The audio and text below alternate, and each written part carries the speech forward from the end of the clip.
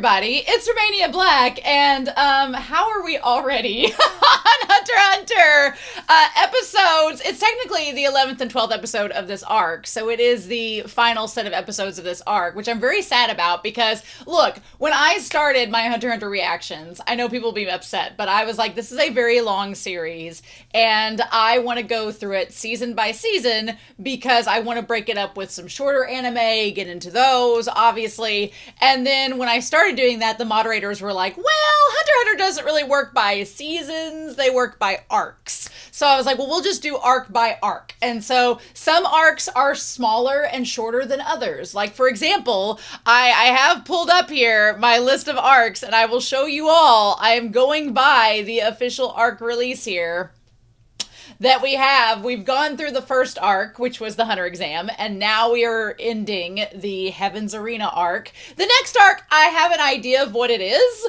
and so I'm very excited by that, and it's 20 episodes. So we'll have 10 weeks of that arc. And then I think the last arc that I actually watched is the one that comes after it. And I'm going to save my thoughts for when we get to that arc.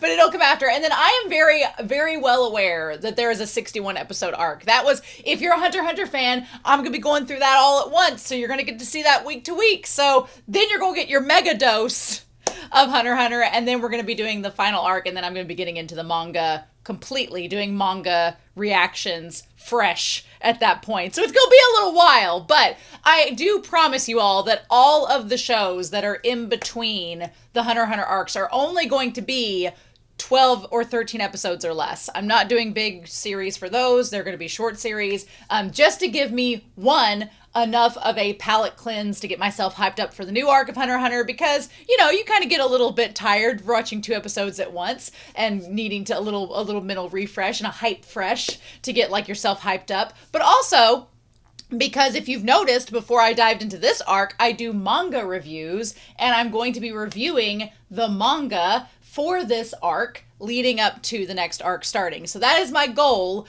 A few weeks before we get into the next arc, I will be doing some manga reviews. I'll see how many volumes cover the Heaven of Arenas arc. I might do just one giant review, or I might split it up into 2 videos and do it over the course of 2 weeks. I'm a hyper organizer, so if you ever have any question as to if Romania Black is organized on her reactions, the answer is yes. I am very organized, and my moderators help me get all this sorted out. So even though I've had some people be like, oh, I wish you'd just go ahead and do the next arc, it's already been decided. It is written. It is the way. It is the way. So I'm very sad that we're ending this arc. Looking at Heaven's Arena arc, it was definitely worth the build up to Gon and Hisoka's match. That was everything. That was amazing.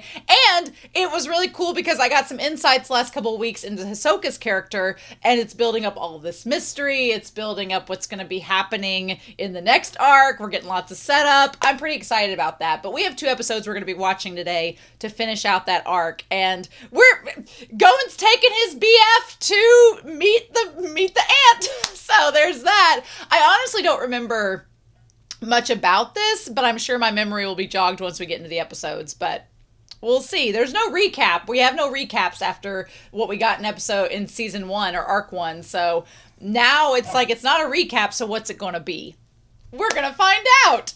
But in any case, I'm very excited. I hope you all are as well. Thank you so much for watching with me. Please make sure, if you are a patron, first of all, if you're a patron, thank you. Awesome. Love the support. You all are amazing. If you're on YouTube and you aren't able to support me over on Patreon, you can check out my link in my homepage. If you can't support me on Patreon, please do me a solid. 1, be subscribed to the channel so that you can know when I'm coming back to Hunter x Hunter and you don't have to keep looking. And 2, make sure you like and comment on the videos because they help the algorithm and all that fun stuff as well. But for Patreon, thank you all so much. For the philanthropy tier, I want to give a very quick shout out to these patrons who donate a little bit extra each month to help me with my channel, and I greatly appreciate it. So thank you to Sunspots, Zachiel, username123, Jason N, Alexander Q, Be Happy, Dana, Alex Cornejo, Violet Stardust, Biado B, Destiny Marie, Diana Williams, Daniel Devorin, Damage3245, Eric Ichu Fisho, Ghostly Turnip, as well as James, Jessica Cullen, Lyndon Elfreya, Murphy, Nicholas Poppy, as well as Jack Witt, Rose Jennison, Rast, Sugamom, Shimoyama, Translucent Men,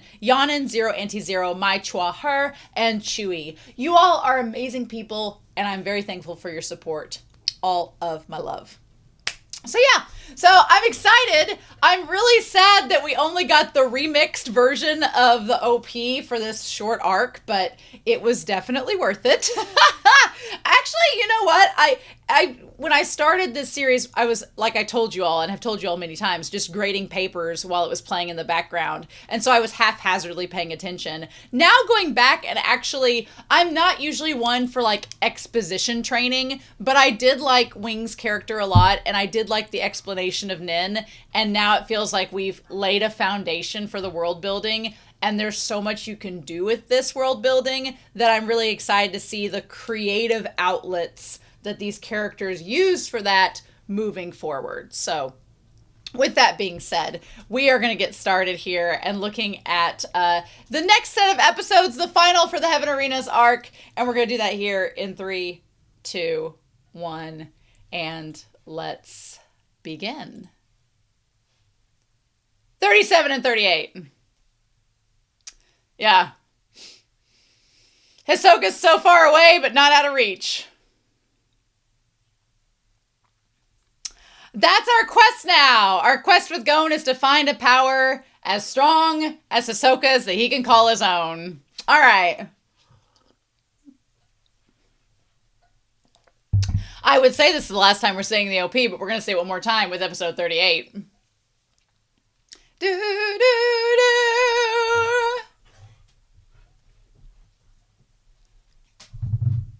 Ba ba ba ba. Aw, I did love that we had an arc that was mainly focused on Gon and Killua. I mean, not that I wouldn't have liked to have seen more of Leorio and Kurapika. We'll see more Kurapika in the future. Again. Here we go. You just go away. And then he did. We'll get to do that one more time. Oh, the hype is real.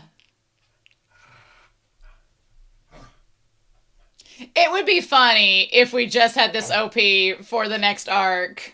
You can try. Like, you can try to have a new OP, but we ain't gonna let you yet. It would be funny. We'll see.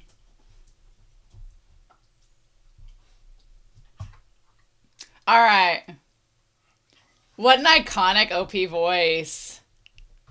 Whale Island! Oh. Killa was like, this is your home? So quaint.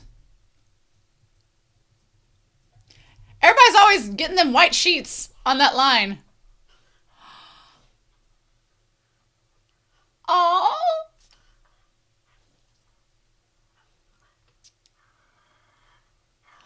Aww. Aww. Aww.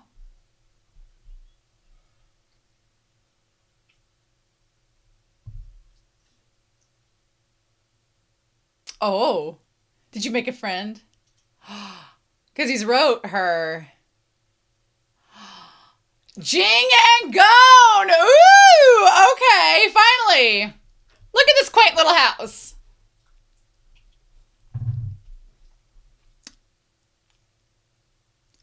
Aw. Oh, I love the OP being in this. He's like, this is so quaint compared to his house. I love this OP. Aww. Aww.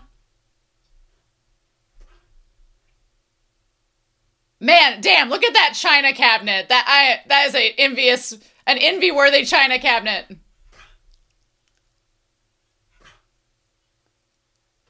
Yes.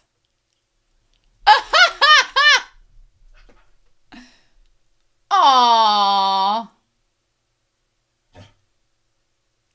Aww.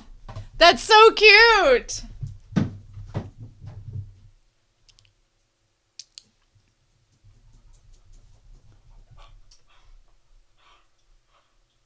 Oh. They're doing like a little reflection and prayer. Oh. Wow. Killua's not used to a religious family. Ah! Aw, I just ate the whole damn casserole. Oh my gosh. That's so cute.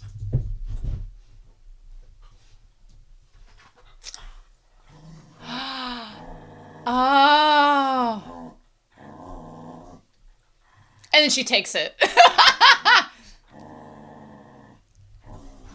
Oh God.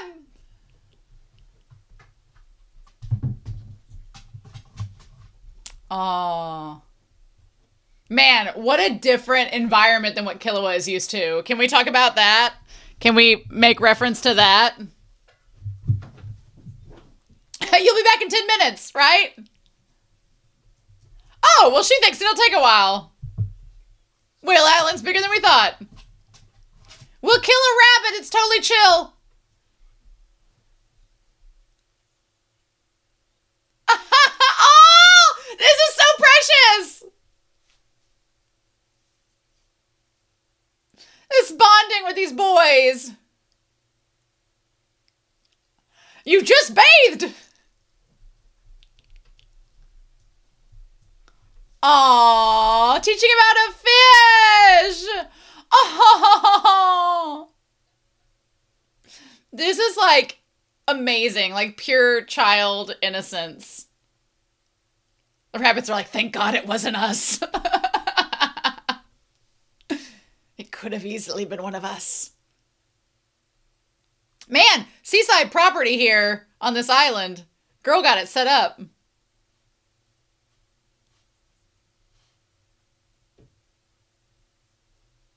His first friend. Aww.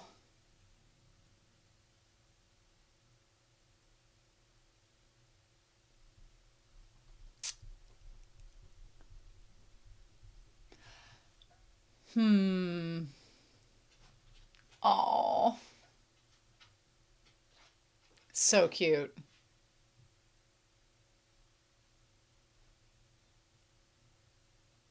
I love they're in the black and white. And the turtleneck is really cool.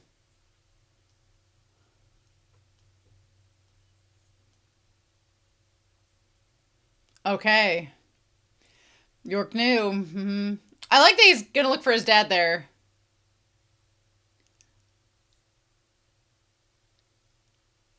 Oh. Oh. Well, yes, I'm coming with you.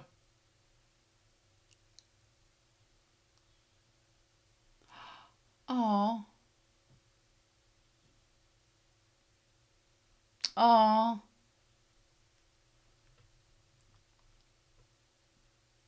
I love how they're just color contrasting. We're going to talk about in the discussion.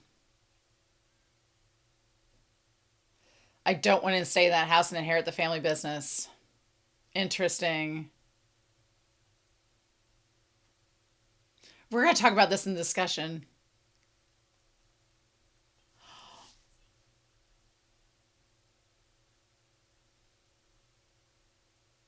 He's like, what? I don't know what to do with these tsundere feelings. Ah. Oh. And I don't hang out with girls.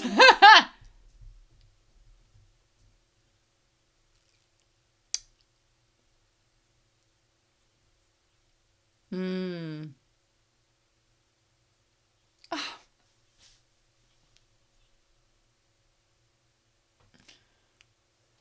Well, yeah, I mean, I guess. Oh.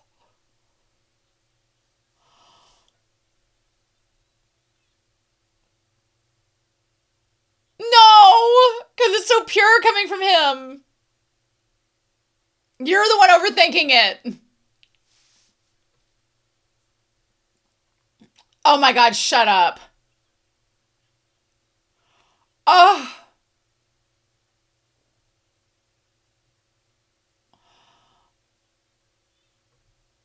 Oh. My heart. A blast, I'm sure. Oh! The way he looked there. Shut up.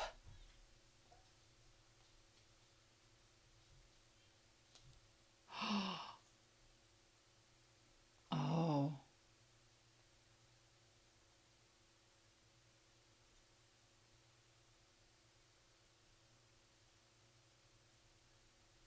Mm. Ah, so he hasn't even asked her about his mom?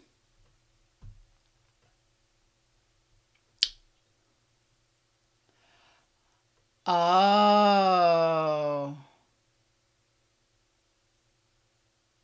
Well, she was right, but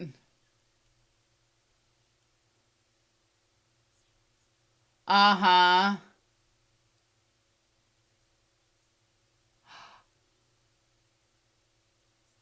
Yeah, we could assume that.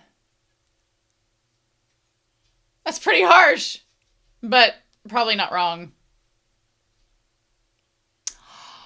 Okay. Yeah, we're going to talk about that.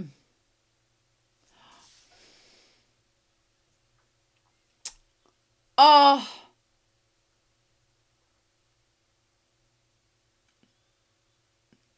I wish I had a mom like Aunt Mito.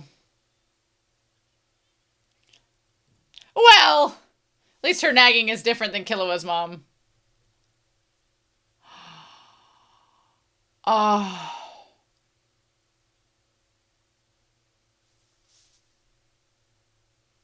shut up. Oh,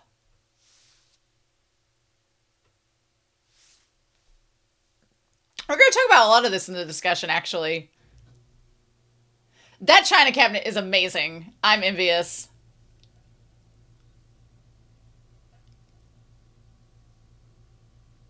I love Gon's little turtleneck.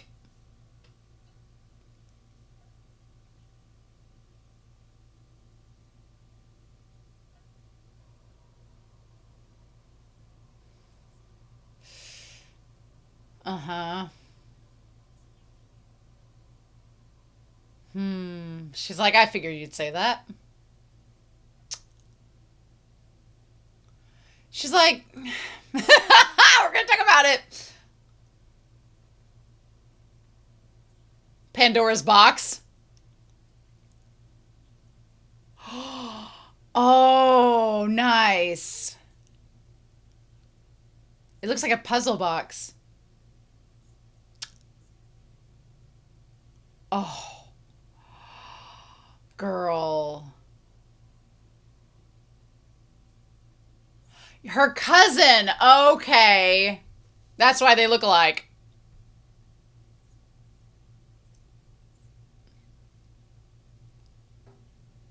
Three. He was always running. Okay. Okay. Wow, he looks a little bit different than Gon. A little bit. A little bit.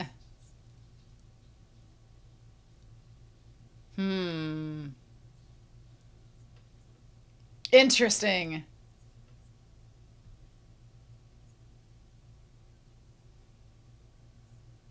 So he looks a little different than Gon.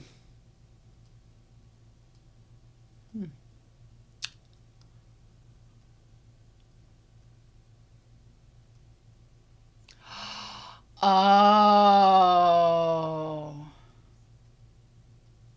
Oh, after he left the island. Oh. Which would have been his grandfather. And she's Ging's mom. Okay. Wow. I love genealogy. This is great. 10 years later when he was 22. Okay. Okay. Oh my god. Here's my kid. Bye! Separated.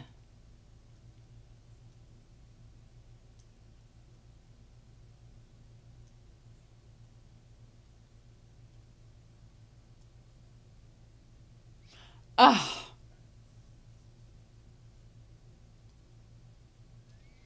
Mm. Okay, well, that's typical for anime.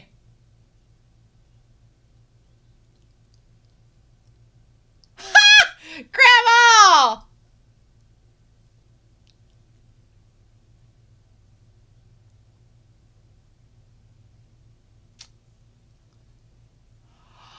Oh. Uh, Gon's like, don't throw it away!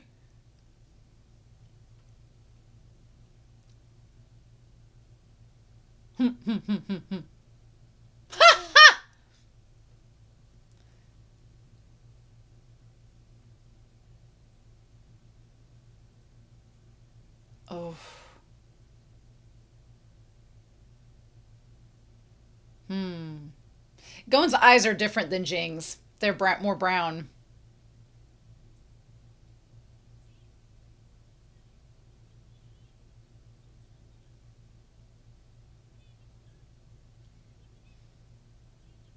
Oh. Mmm.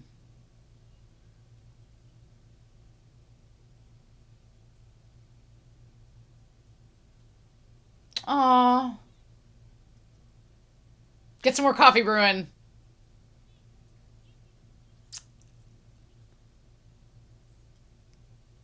They were the only children around. Damn, this island is small!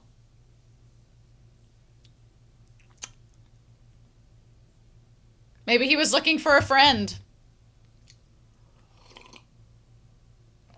Hmm.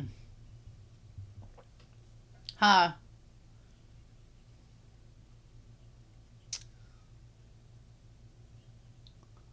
Oh. Oh my god! Oh. Wow. Them jeans are a little strong.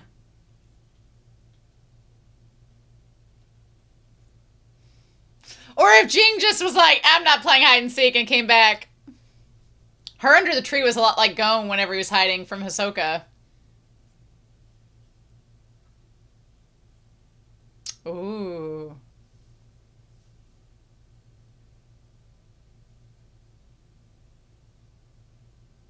Feel for this girl. Stuck single on this lonely island.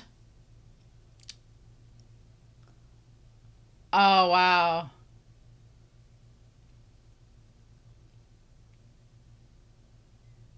Aw.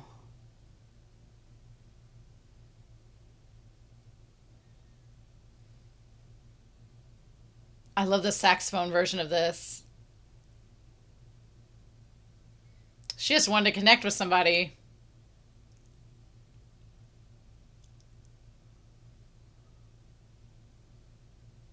Meanwhile, Killua is out on a legit bed.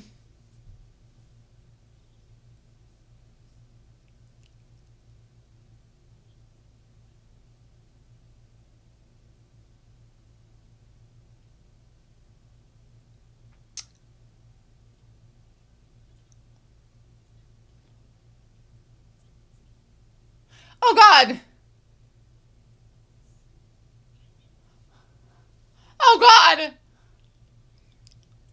No 12-year-old should have biceps like that.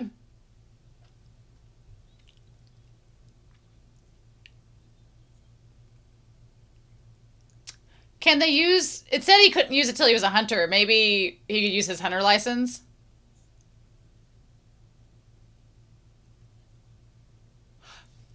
Look, Killua, we're on the same page.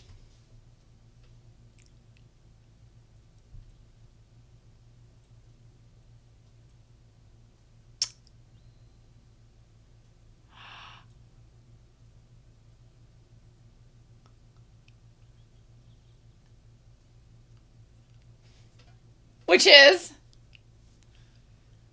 Yes!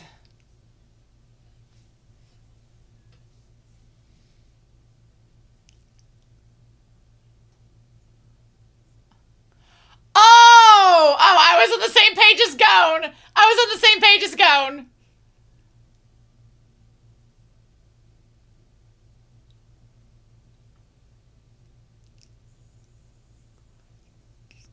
Oh, wow.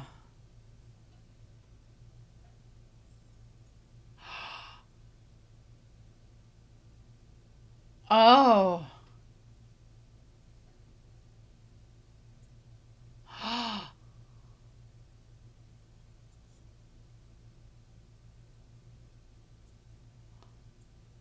Oh.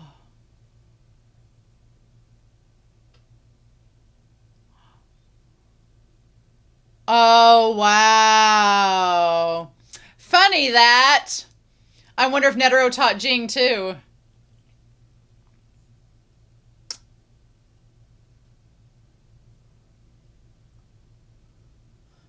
And it's designed to open when Nin is used.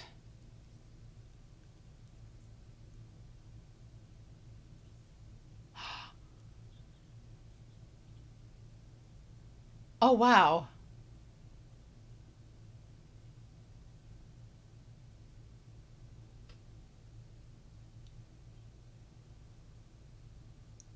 Oh. Yeah.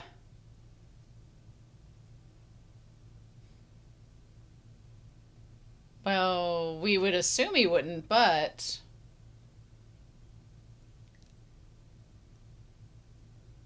Oh, cassette tapes. Yeah, let's copy it because it might destroy itself once.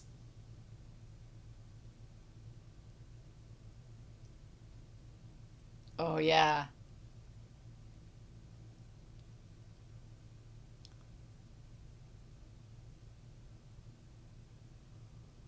Oh, man. The anticipation of the cassette tape.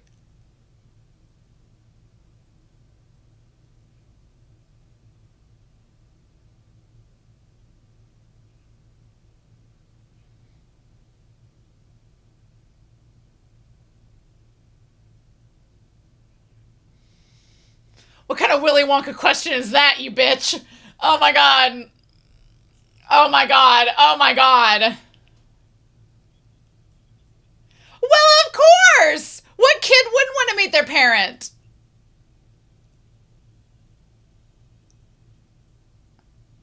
Did he forget to press the record button on that damn tape? Did he forget to press the record button on the tape? He didn't press down the record at the same time. If he didn't press the record down, it probably won't record. Oh man! So we're gonna let this play out for a hot second because I have so many thoughts. I did not remember this, so we have things to talk about with Jing and the family tree and everything. And theorizing. Like, I don't know what it is about anime and like matricide, but it's either like the moms are extremely eccentric characters, like big, larger personalities like Mito and Killua's mom, or they're dead or missing. There's like no spectrum. They're either matriarchal, high personalities, or they are absolutely just non existent. Interesting indeed.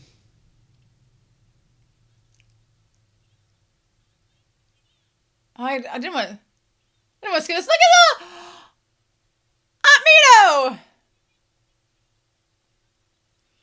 Oh. Oh. Okay, so we're gonna be saving this, and we're gonna start episode 38 here in 3, 2, 1, and let's go. Oh! We came back to the OG! Interesting. I'm rather curious.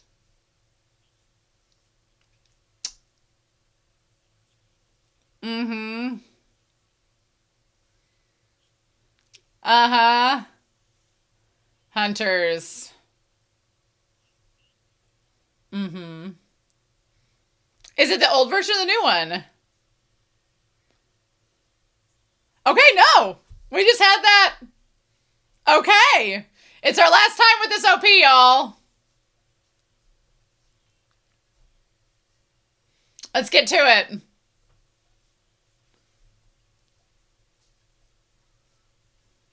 Do, do, do, do, do, do.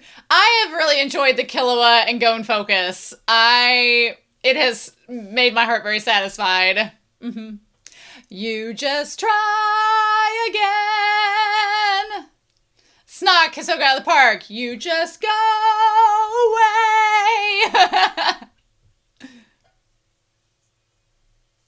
I really hope we keep this OP for the next arc, but I don't know if we will.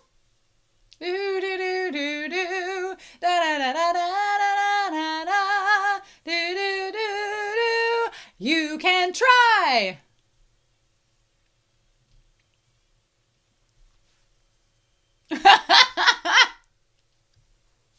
Okay.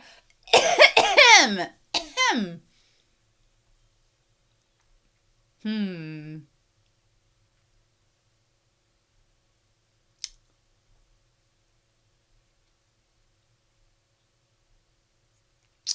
And he forgot to press record on the tape, so it's probably not going to record. And it's probably going to like burn up or something, because that seems like something Jing would do. Reply from Dad.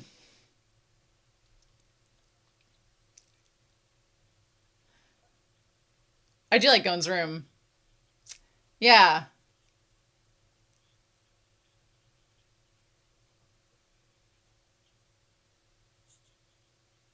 Yeah, I can't imagine.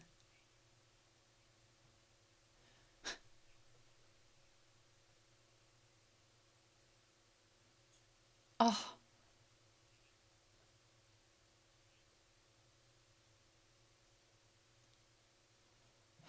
what a question. Killer was like,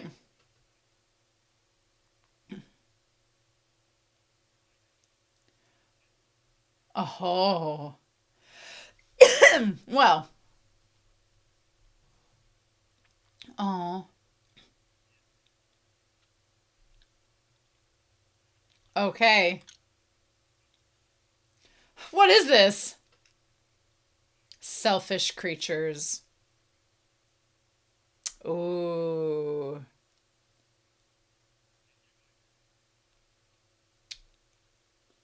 Oh my God.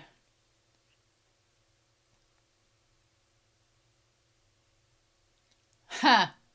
Yeah, he knows that face. Killer was like, not even a question.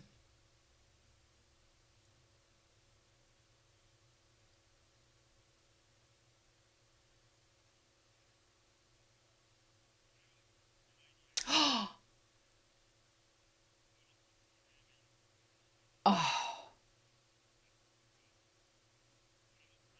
Mmm. Ooh. I'm a bad person. Oh.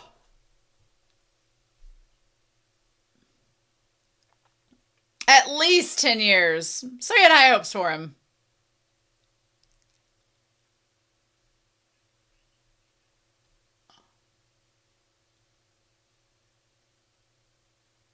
Oh.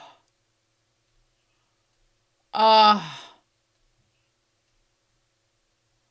Oh my God.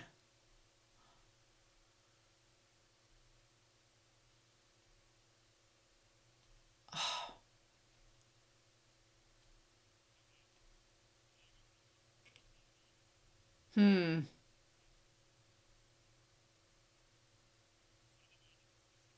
Come find me.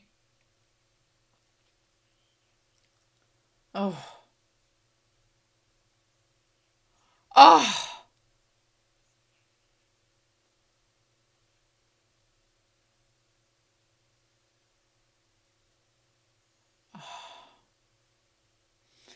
Oof. Wow, we have so much to talk about with this.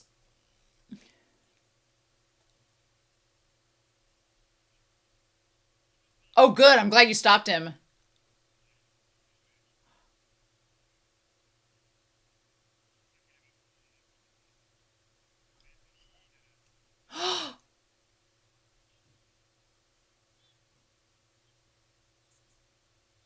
Oh.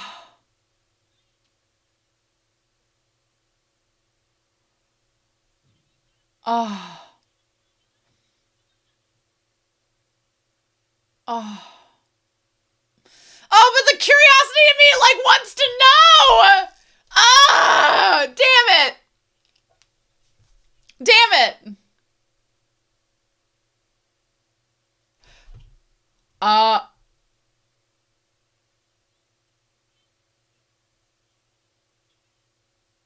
oh.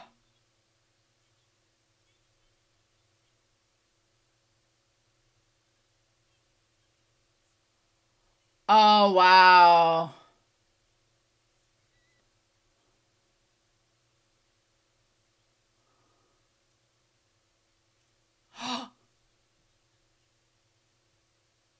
Oh wow. Yep, there we go. Wow.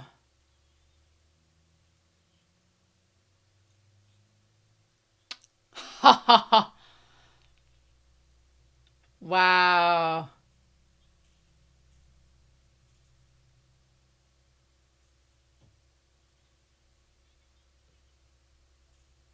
But he didn't tell what the other things were.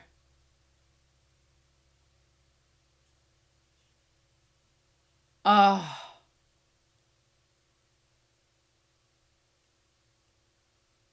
Wow.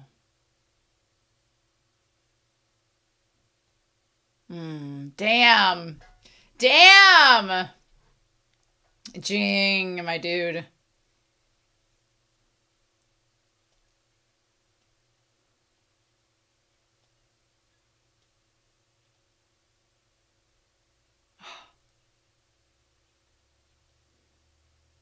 Damn.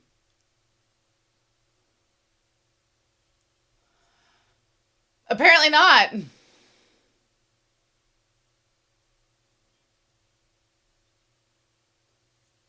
Uh-huh. Ah.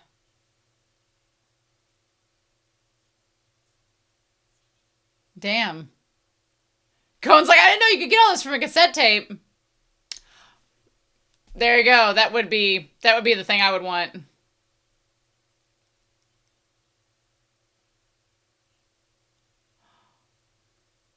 Oh. Ah. Ooh. Killa was like, I love a challenge.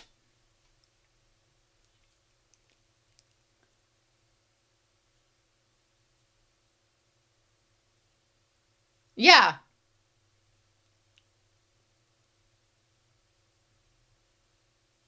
Yeah.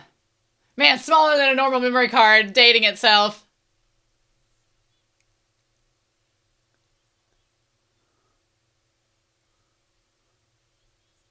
Joy Station. Like a PlayStation.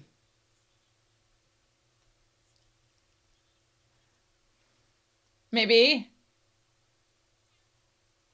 There is a toy store here. It is the only thing we got. Killa was like, I love a puzzle. She's like, what?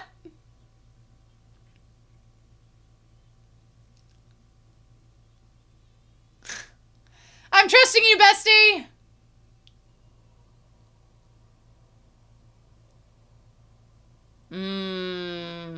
She's like, I don't trust anything with this man.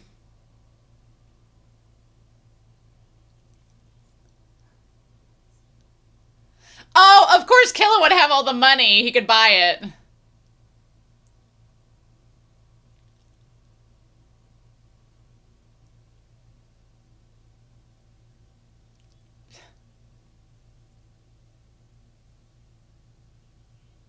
It's just got information on it. Yeah.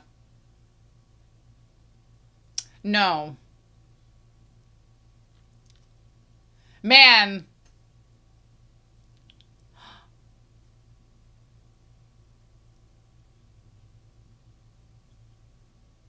Oh. Okay. Okay.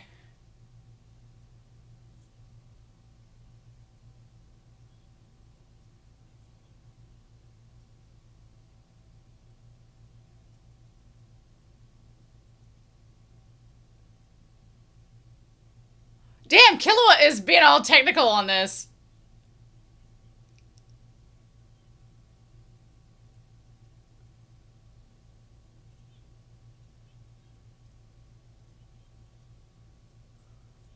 Oh.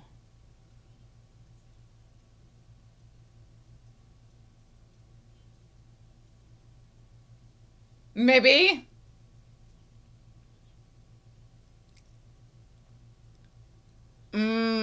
Or banned for some reason might be a good clue.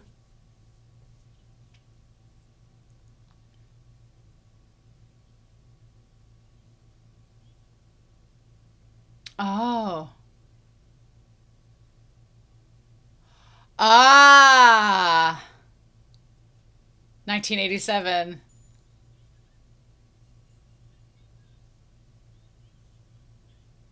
Oh! Oh!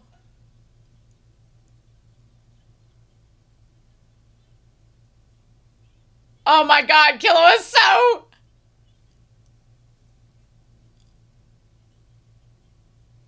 Mmm.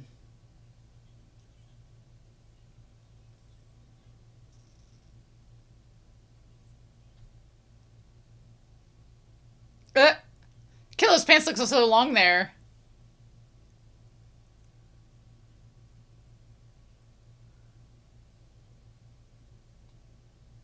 Ha!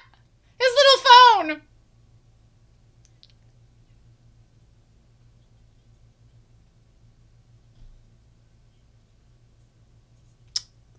Oh, an auction site. I mean, I don't know if we're going anywhere where an auction might happen that has that.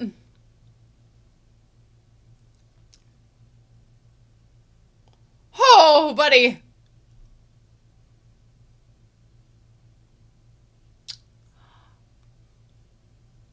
Mmm. Maybe.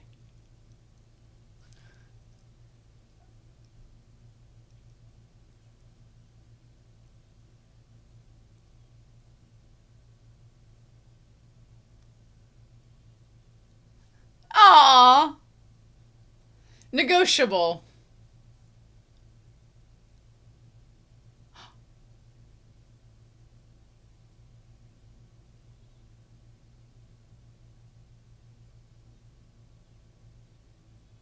Oh. Oh. Hmm.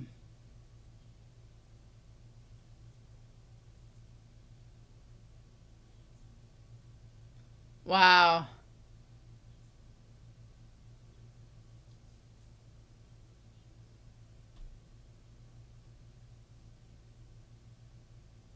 Hmm. His brother probably does. Ah, yeah. Oh my god. Oh, he could. Oh, yeah, because he's the worst. His bro. Goto. Oh. Oh, the father of your brother?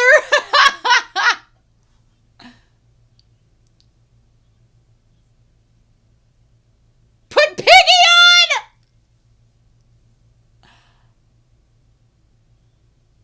Oh my god.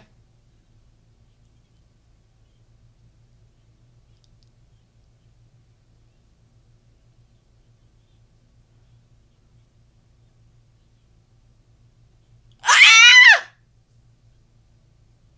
Oh my god.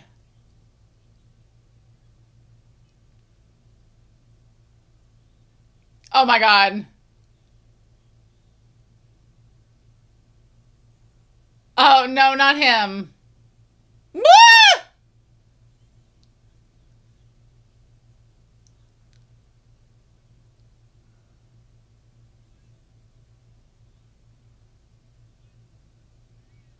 Mmm.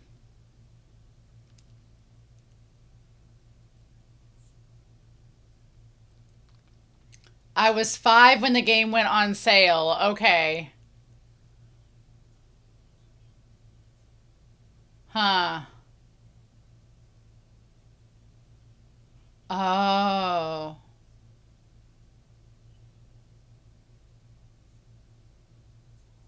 Interesting. Oh.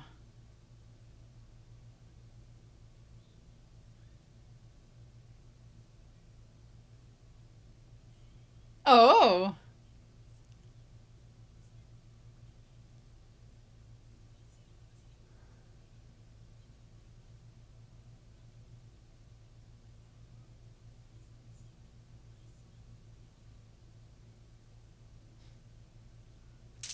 Uh-huh. Let's see if we'll find it.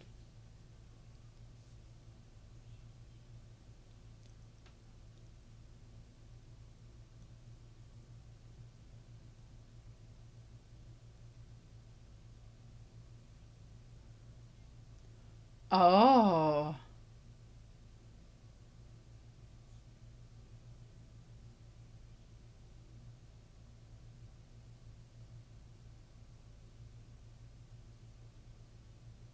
Okay.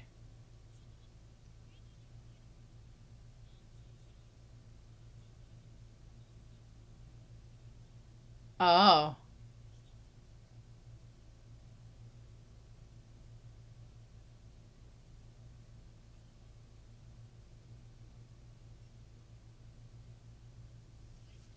Okay. The copy of the memory card.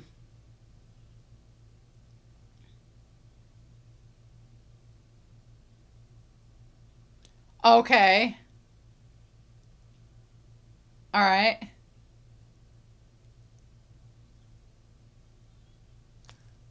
Oh. No. Oh my God. Ah. He's like, thank God I'm here to keep your aunt safe. Oh my God, Gon.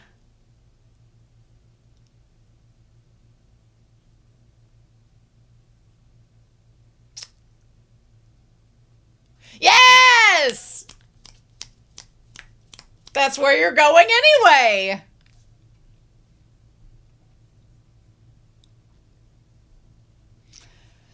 Yes, and the Phantom Troops showing up in August. So, a dozen copies.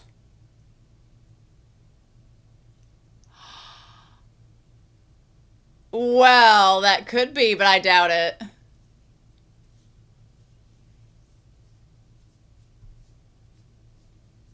Guess we're gonna have to do some work, Gon. Yes. Yes, indeed.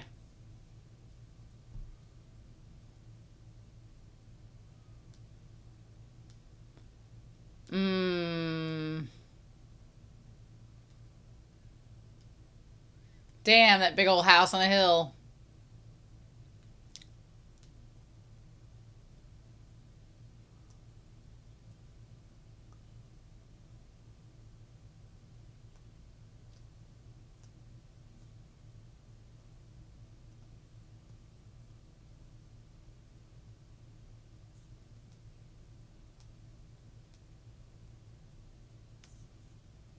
Ooh, okay. Okay, Goto. Well, okay. Goto's the illegitimate father.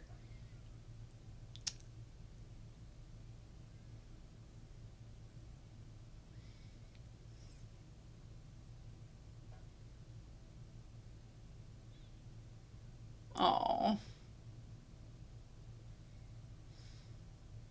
Oh. Oh. Oh.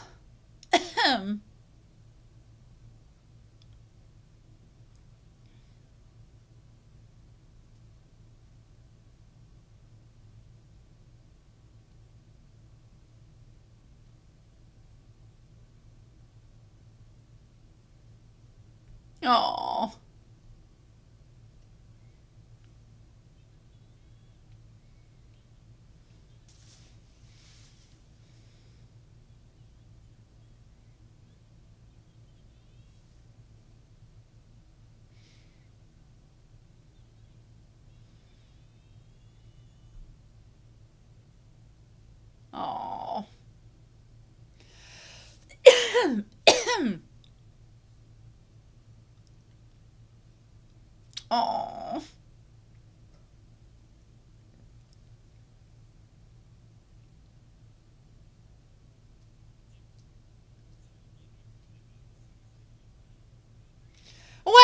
told him to not come find him, but yeah, he's gonna do it anyway.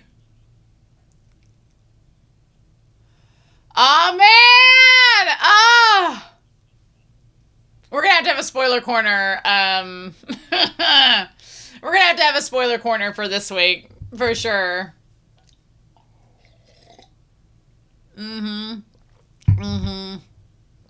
Oh, I'm so excited! Yes! Yes!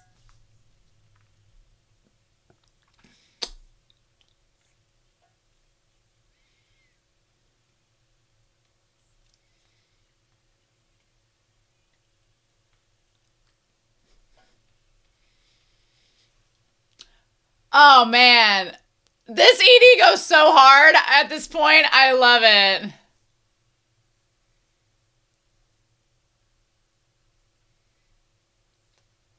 Oh, hell yeah. Uh-huh.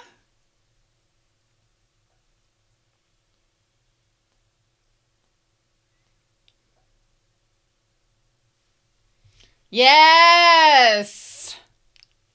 All right. Now we want more Hunter say Hunterpedia.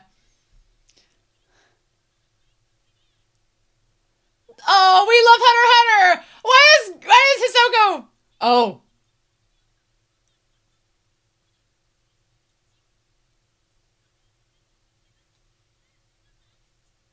Oh my God. What does it? Like, that was barely a Hunter encyclopedia. How dare you? How dare you?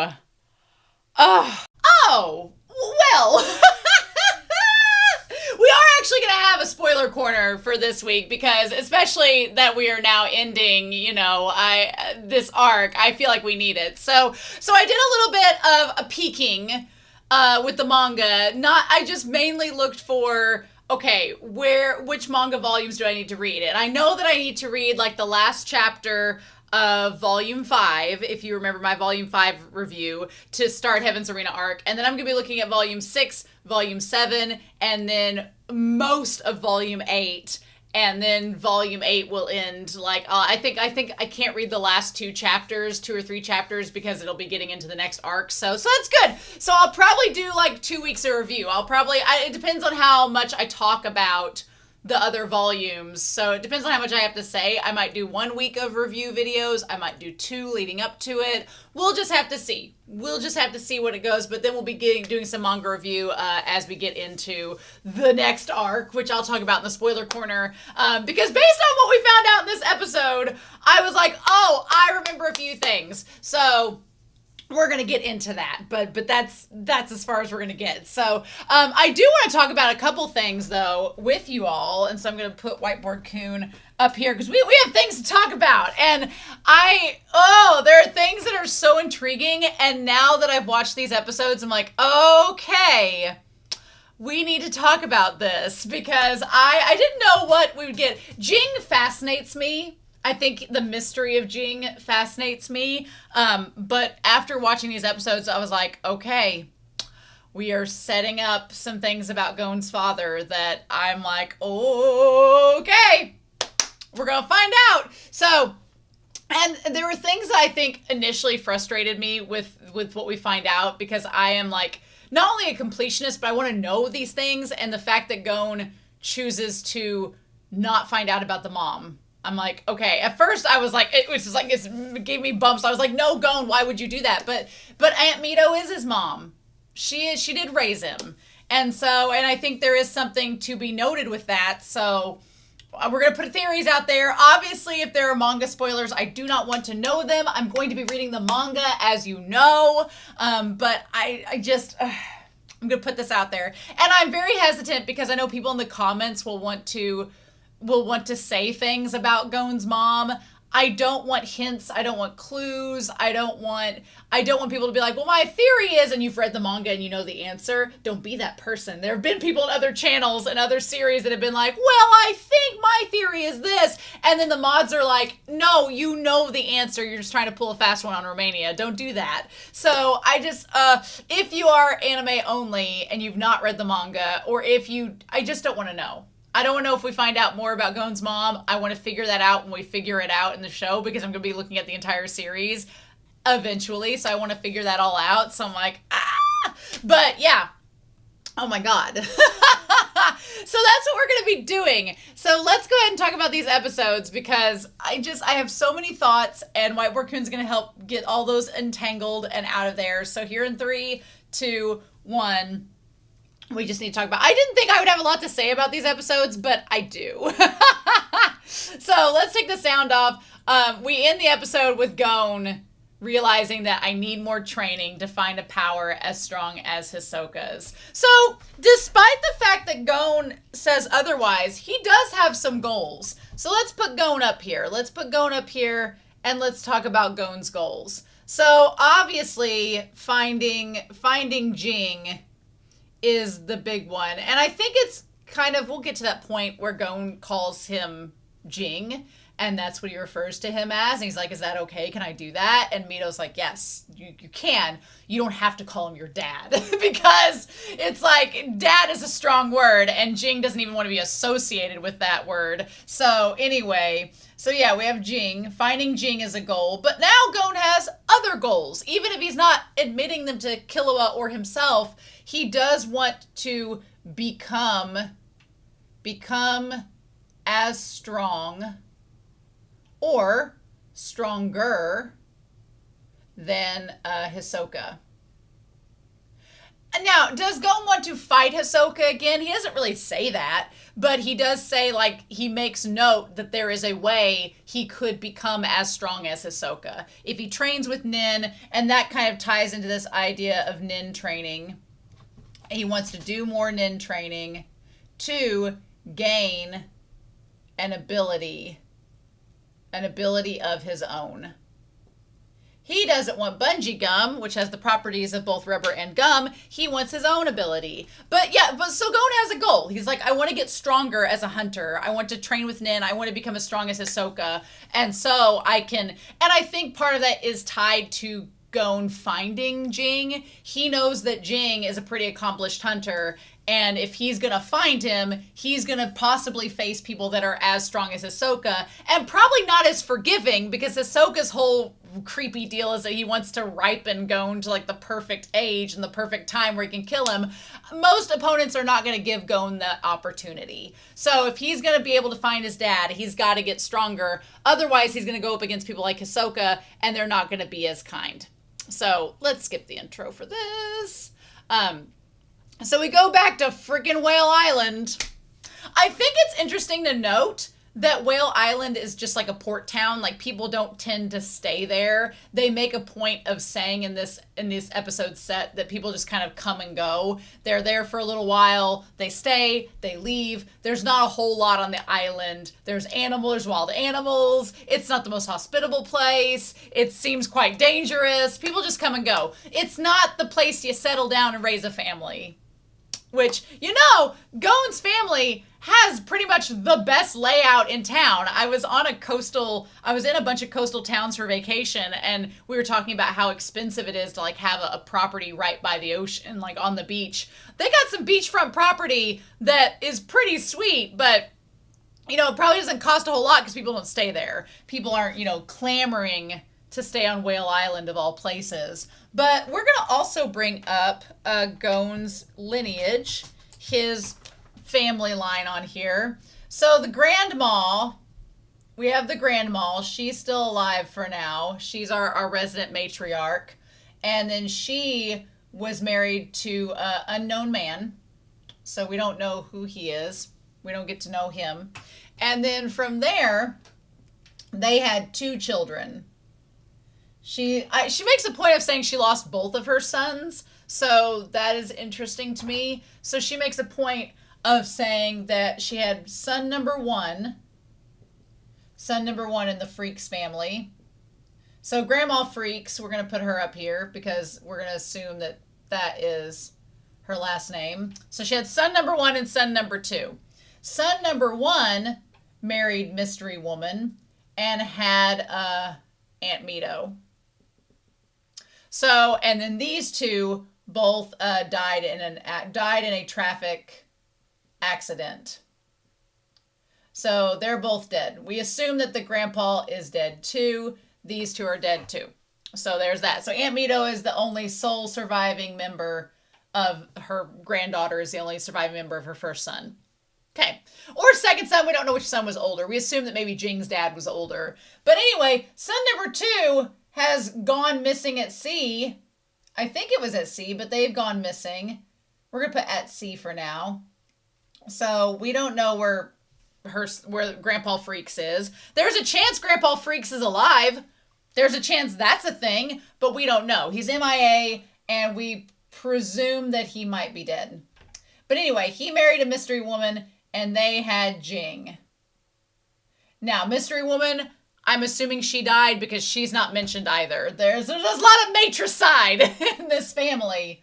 But then the grandma's alive, so whatever. But yeah, so then there's Jing, and Jing gets with mystery woman that we assume is dead or separated, and they have Gon. And Gon Freaks is their son. He is the sole heir of the Freaks family line, and Jing is still alive. So we have that family tree. So basically, Jing and Aunt Mito are first cousins, and Gon and Mito are second cousins, but Gon treats Aunt Mito like his mom. So she's like the pseudo mom here because she raised him. Okay. Fair to note. So yeah, going back to Whale Island, again, beachfront property, y'all. And so then he shows back up to Mito. Which I'm glad they clarified that she is Jing's cousin, because the family resemblance. I know we don't get to see Grandma Freaks' eyes, Jing's grandma, but I mean, apparently the genetics are pretty strong on the Freaks family line, because Mito does look a lot like Gon. And then of course there is Killua, who shows up as well. I do regret that we don't get to hear more of Killua's like impression of Whale Island and Gon's family home and his family, but he does make the comment that he wishes he had a mother that was like Aunt Mito. So I feel as though Killua is just looking around going, oh, this quaint little provincial town is where you grew up. I grew up in a mansion on a mountain. Oh, your aunt that's really sweet and kind of like raising you right with your grandma. My family's trying to kill me every 5 seconds. Like, this is the polar opposite of everything Killua would have experienced growing up. So I'm glad that Killua gets to come and see Gon's environment and where he's grown up. And we're going to talk about it because Killua and Gon, I am absolutely in love with not only their dynamic, their friendship, their like pureness with one another, but the fact that Togashi makes them completely polar opposites in every shape of the word. They are perfect foils for each other, but yet they both have such compatibility and chemistry. It's just off the charts, y'all. So yeah, Jing and Gon coming home. I love like, again, Killua is having coffee just like the grandma. Killua has his caffeine addiction. I can relate. I'm over here after refreshing my cup, so I understand, Killua. And she's like, you boys have got to get a bath. I'm going to get supper ready while you are preparing. Also, can we talk about the fact that this china cabinet I have the most envy for? Girl, china cabinet envy. As a kid, I didn't get it. Now that I have dishware, I'm like, this would be amazing. Think of all the figurines and knickknacks you could put in that. Like, also, I feel like it's also kind of like ironic and tragic in a way. It's just Mito and her grandma, and they have all this silverware and dishes for like a whole family, and it's just the two of them. Also, shout out to Aunt Mito for living that single life on that island. Girl, can't be easy. But she's like, you have 10 seconds. I love that Gon even is like, here, go get stripped, we have to get a bath. So cute. So adorable. I love this so much. So yeah, then they make the dinner for everybody. And this part was really interesting because Killua is just like immediately diving in. He like looks around. And it's like when you grow up in a different religious household than your friend, and you go to your friend's house and they're sitting there praying over dinner, and you're like, my family doesn't do this. And so that's literally what happens. I thought that was so funny because Killua was like, I don't know what to do in this situation. So there's that. That was really good. I thought that was a nice little touch. And he's like, yeah, we're giving thanks. And now you can help yourself. And like literally Killua just took the whole casserole dish and the spoon that you served the casserole in and is like, this'll do. Like these growing boys eating all this food, you know. And Mito's just happy to have someone home. She's like, look, it's a hunter license. I think that's interesting because Gon has had Kite's hunter's license for a while. We're going to talk about Kite here in a little bit because it's important to bring up. But yeah. So he's like, we're going to go show Killua around the island. And she's like, well, that could take a while. I can get you food. He's like, we'll go fish for something and hunt ourselves. She's like, okay. This whole sequence was absolutely precious. The most precious, heartwarming sequence in anime that I have seen in a good long while. They are so adorable. And like yes, you could ship them, and I'm right there with you. I'm right there with you shipping. But beyond that, it's just so precious. Like Gon just grown up on this island all by himself. A lot like Jing, only Jing didn't have a friend. Jing didn't have a Killua. Maybe that's what Jing's been looking for all along, has been a friend. And Gon found it at age 12, right before he even left to become a hunter. Maybe that's it.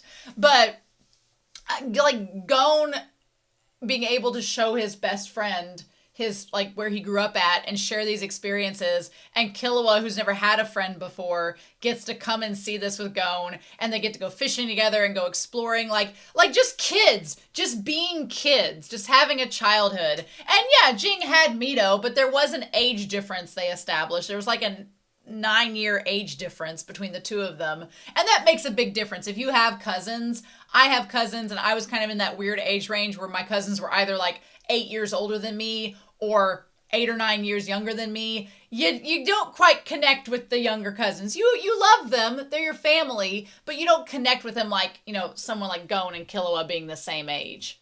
But it's so adorable. And then him teaching him how to fish. And then Killua's little blush when he gets a fish. Of course, Killua is the master assassin. He would catch and kill a fish. Of course he would.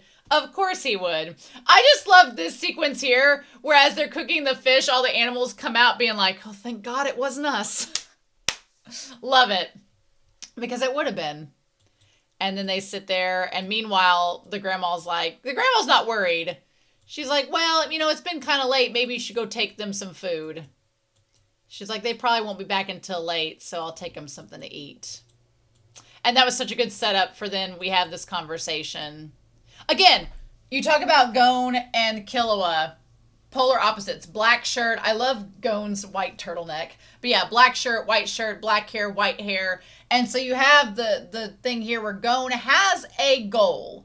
His goal is finding Jing. That is his goal for the time being. That is what he desires. And maybe, we're going to put Jing down here. You know, Jing's whole thing was, what does he desire? What does he want? Does he have adult ADHD? Probably. So he can't focus on anything. So what does he desire? I mean, could things have changed? Did he just want a friend? Like what Gon got with Killua. He didn't have that growing up, so maybe that's what he wanted, and he went off to become a hunter to find it. But I feel as if by having Gon chase him, maybe that is creating a desire. Maybe that is creating a desire in his son, being like, and we'll talk about the tape. We'll go through the tape one by one and kind of break this down. But maybe that was part of it, is that Jing just didn't have anything to connect to. I mean, there was Mito, but that's just his cousin. And she seems kind of a homebody, and Jing just isn't like that. He feels the need to go and explore beyond that. And so I kind of also, what I love about this is that you have Killua saying, what should I do? And I feel like maybe Jing and Killua have more in common than Jing and Gon, because Gon has been given this purpose thanks to his dad. It's created this loop of fate and causality. But maybe Jing is more like Killua, where Jing grew up on this island and he was like, I can't stay here. I don't want to be in a fisherman's town forever. I want to go out and figure out what I want. And I don't know what that is, but I'm going to go out and find it. And Killua's kind of the same way. He doesn't want to become an assassin. He doesn't want to live in the mansion with his family. He wants to go out and find his own path. So Killua and Jing are actually kind of similar. The only difference is Killua met Gon. And Gon helped him to find purpose. And to not only find purpose, but to give him someone to travel with while he's trying to figure all this out. Jing doesn't seem to have that. So Jing might be the answer to what Killua could have become had he not met someone like Gon, which the fact that Gon is Jing's son just makes it all the more interesting. And he's like, you have this goal and it's kind of admirable. I have nothing that I want to do, which sounds a lot like Jing. He's like, and so then Gon, when Gon is like, looks at him and says, I think it's fun to be with you. I get that, like, Killua, who's the tsundere, but also the overthinker, is like, how can you just say that out loud? Like, do you like me? Like, what does this all mean? Like, he's instantly overanalyzing, and Gon's like so pure and simple and upfront. He's like, no, you're a great person, and I like to be with you. And I'm just like, I think you should stick with me. And he's like, this place is for fishermen to stay during extended outings. So there's only one other kid around here who's my age, and she's a girl. Again, I feel like Togashi probably grew up in the 60s and 70s. I don't know how old Togashi is, but they probably grew up in the 60s and 70s. There's a little bit of Togashi that reminds me of, like, my dad and, kind of older men from that time period where, we don't play with girls, they have cooties. And, like, we just had to play with boys and play with worms and trucks and things that are stereotypically masculine and the acceptable gender standards set by society. Like, it feels very dated, but not in a bad way. But it feels very much like, there's a girl here my age, but she's a girl. Like, I don't want to play with her. It kind of feels like that old grade school, like, cooties thing. He's like, and maybe Jing was the same way. Mito was the only other kid on the island and was a girl, so we can't play with girls. So it just feels like kind of old school. Like, Togashi seems like an old school author in terms of that. You're my first friend who's the same age. Well, you could have been friends with that girl, but screw her. Leave her all by herself. And he's like, I was similarly, stuck in the house with, at least one girl. He has a sister. And he's like, we have fun together. And I like that Killua was like, yeah, we have fun together. I don't want to admit it out loud. You're making me not be a tsundere like I normally am. And he says, well, let's just travel the world together. And regardless of whether you ship Gon and Killua or not, there is something that I love about just platonic friendship and the fact that they're friends and they just want to travel the world together. Like, I have, my best friend and I, there's no romantic feelings there. We're platonic besties, but we are best friends and we travel all over the place together because we like each other's company and we get along and we have so much fun. But that's like, it's kind of the same thing. You want somebody you want to travel the world with. And he's like, aren't you embarrassed about this? This shot, I love this. It almost looks like, it was like, now keys. Like, that was like the shipping moment where they come together. But he's like, Gon's like, I'm going to look for my dad. And while you're with me, you'll figure out what you want to do. That is, like, what a dynamic duo that we're creating. And Killua's like, and I love this shot of, like, the shot that Killua has here. He's like, that doesn't sound too bad. Like, that's so sincere and soft. I love, like, Gon's, like, so excited. It's like, let's travel the world together, and you can help me find my dad, and it'll be so much fun. And for Killua, he's like, I like that. Sounds like, because it's giving Killua freedom. Like, yes, he's traveling with Gon, and he's helping him accomplish his goals, but Gon is respecting Killua, saying, you can figure out what you want to do, and I'll be there along the way. And for Killua to have someone offer him something that gives that much freedom is so cool. And you can just see how much that means to him in this moment. I love it. And he's like, oh, he's like, what's your mom doing? I like the fact that Killua this whole time, he's been in the house, he's met the aunt, he knows about the dad. He's like, oh, by the way, like, what about your mom? Which is such like a, they're 12. So it's such a kid thing to say. Like, there's no decorum of maybe we shouldn't talk about it. He's like, how about your mom? And Gon is like, it's hard asking about my dad because Mito doesn't want to talk about it. But asking about my mom is even harder. So he's like, Aunt Mito raised me by herself. It would feel wrong to ask her that. And you know what? Like, there is a part of me that is so dying to know every little detail about Gon's genealogy. So, like, I want to know about the mom. But the more this episode set went on, I was like, one, I do like the fact that it doesn't shove Mito out. Because if we focused on the mom, it takes away from the fact that Mito literally raised Gon as her own. Like, for 12 years. So, girl did all that work. And so we can't, get away from that. But also, I mean, here's my thoughts. And I'm going to talk about this a little later and kind of restate it. But my thought is, Jing's all about trying to find out what the missing piece in his heart is, what the missing piece in his life is. What am I missing out on? What am I not doing that I need to be doing? There's a part of me that feels as if one of Jing's things of like, I gotta try it to figure out if it's what's missing in my life. I think he just had sex with a woman. I think that's all he did. I think he just got with a random woman. I think he got with a woman just because he's like, well, maybe romance is what I'm missing out on. Maybe love is what I'm missing out on with a woman. I need to try this out and see if it works. He's like, I just need to have sex and see if it's what's missing in my life. And then he did, and he was like, nope, that wasn't it. Still has that missing hole in my heart, so that wasn't it. And then she got pregnant, and then the woman had Gon and was like, this is your kid, by the way, bye. And then she pieced out. That's my thought. My thought is that it's as simple as that he got with a woman, she had Gon, and then she said, here you go, and this is all your fault, dude, and gave him to Jing. And then Jing was like, oh, well, I don't want to be a dad. I don't want this responsibility, even though I contributed to this and caused this. I don't want this responsibility, so I'm going to go home and give it to Mito. Because we find out that he was 22. He was 22 when Gon was born. So there you go. Old enough where it's perfectly fine. He was like, yeah, I went around for 10 years, thought, maybe I'm missing out on this. And it was like, nope, that wasn't it.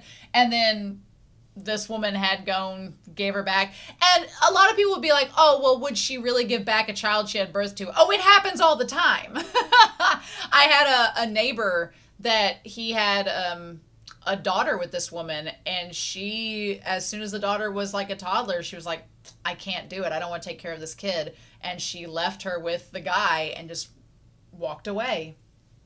And if you think about it, and I don't think Gon wants to think about it, and I don't blame Gon for not wanting to think about it, because one, if that scenario is true, then your biological mother didn't want you and gave you up. Nobody wants to think about that possibility. But two, Jing is so fickle and flighty that what kind of woman would Jing get with, or what kind of woman would get with Jing knowing how fickle and flighty he is? Because he sounds very attractive, and he looks very attractive, but like his personality-wise, what woman would get with that? With somebody that is known to be flighty and runs away from everything. So you have to think of like, what kind of woman is that? After thinking about all of those circumstances, I don't blame Gon for not wanting to know her, because if she's not even reached out or tried to find him, she's either dead, which could very much be the case, and at that point, what good is it to know about her? She's dead. Aunt Mito knows nothing about her, so you only would know what Jing tells you. And then the second thing is, if she is still alive, because he said they were separated. Well, separated could mean she died, or separated could mean that she gave him the baby and left. At that point, why would you want to know about her? Because that just means that she wasn't maybe a good person. Jing comes out and says he's not a good person, but she probably wasn't either. And in that case, Gon, why would you want to know that? So after seeing that, I'm like, I don't blame Gon for not wanting to know the mom. At this point, she's not even in the picture. Mito is the mom. She's the one that raised Gon. That's who he recognizes as his mother. Which means a lot to Mito, because it means a lot to Mito because she has put in all this work raising Gon. He's like, I figured my mom is probably dead. But I've always thought of my Aunt Mito as my mom. And the way his eyes shine whenever he says that, like he's just so proud to have Mito as his mother because she has raised him. I love that. And I love that she heard every word of it. I love that she heard that. Like, Because, yeah, she loves Gon. And Gon has been like her son. So that's so sweet. Anyway, meanwhile, Killua, I like that Gon gave Killua the bed. I don't know if Gon gave Killua the bed. Killua might have just taken the bed. He might not have waited for Gon to find that out. But she's like, how long are you here? And he's like, we'll be here probably a month. And then he's like, I'm going. And I like that Gon's like, I'm going to go look for my dad. I know you don't want me to, but I need to find him. I'm a hunter now. I need to find him. And she's like, fine. He told me to give you this when you were a hunter. And she's like, and I'll tell you everything I know about your dad. I love that she was like, I'll tell you everything you want to know, but you may not like it. So then we get the backstory of Jing. I do appreciate that Jing does not look exactly like Gon. The hair is different. I mean, Gon's hair kind of sticks up and it looks very Goku-esque, whereas Jing was born with anime dad hair. Jing was born, he may not want to be a father, but he was born with the hair of an anime dad. He could not escape it. So Jing may not want to be a father, but he has been constantly plagued by having anime dad hair. He cannot help it, right? I do like his 2 bracelets. I don't know what the bracelets are, but I like them. He said he was suddenly going to leave the island. And I like that you have, I mean, Mito, she looks like Gon a lot. The genetics of this family are crazy. But she has like the same face and eyes as Gon. And she's like, why? And I love that you see the spider webs like all around the background here. Very mysterious. She's like, why are you leaving the island? And he says that there's something that I want. I want to go back to that shot there. Because he looks like Gon, but his eyes are a little different color. So Jing's whole thing is there is something I want. That is Jing's whole thing. He is missing something in his life. He feels an empty hole in his existence, and he is out to find what can fill that hole and what could make that, be better. It would be the ultimate irony if what he was missing was being a father. That would be the ultimate irony if he was like, nope. And then later on he's like, oh, damn, I actually did need to be a dad. I needed to connect with somebody on a personal, deep level. Oh my God, I missed out on this over 12 years. Like that would have been the irony of all ironies, but we're not there yet. But yeah, so Jing, I feel like all hunters, it's established. One thing he does say in this is that hunters are selfish. And definitely projection on Jing's part. Hunters are selfish, which I think connects to this idea of people become hunters because they have desires. They are seeking something. Whether that something is money, whether that something is power, whether that something is accolades, whether that something is connection or camaraderie or competition or, physical tangible items or freedom. Like there are abstract and concrete things that being a hunter can give you. And Jing has figured out that this island is not going to give him what he wants. So he's decided to leave. And she's like, and then he left. She was like, I was making all this fuss, but I never saw Jing again before he left the island. And she says, and so the grandma says it was Mito's family that died in the accident. Now, I think this is important. They make an establishment that Mito's parents died after Jing left. So there is this concept of Jing assuming things are okay. Assuming things are okay. I mean, Jing left and he's like, what? My uncle is still alive. My uncle and aunt are there for Mito. She has a family. It's fine. We don't know much about Jing's relationship with his dad.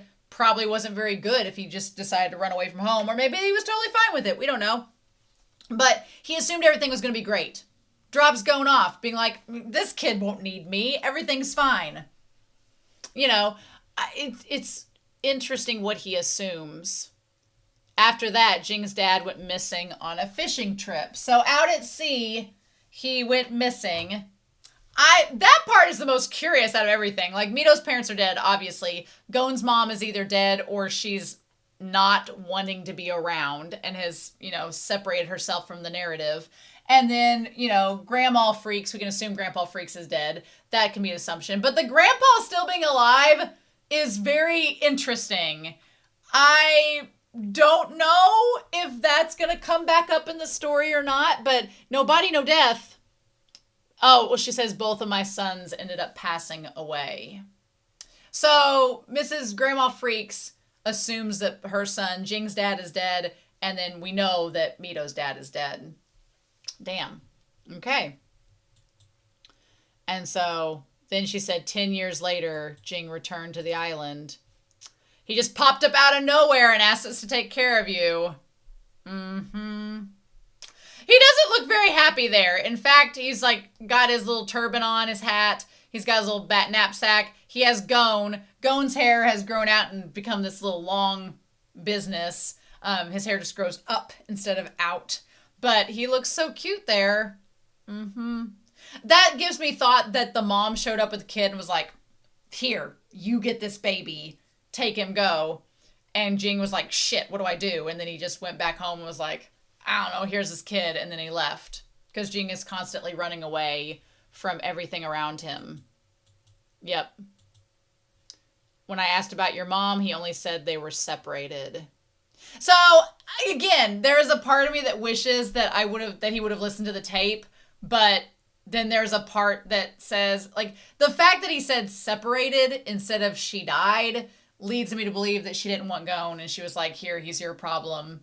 I mean, if Jing just wanted to have a one-night stand with a woman, then a woman that was okay to just having a one-night stand with him, maybe that says something about her. I don't know. I don't want to speak, out of turn about her, but Mito, I can understand Mito being mad about Jing. I knew we couldn't count on him to raise you.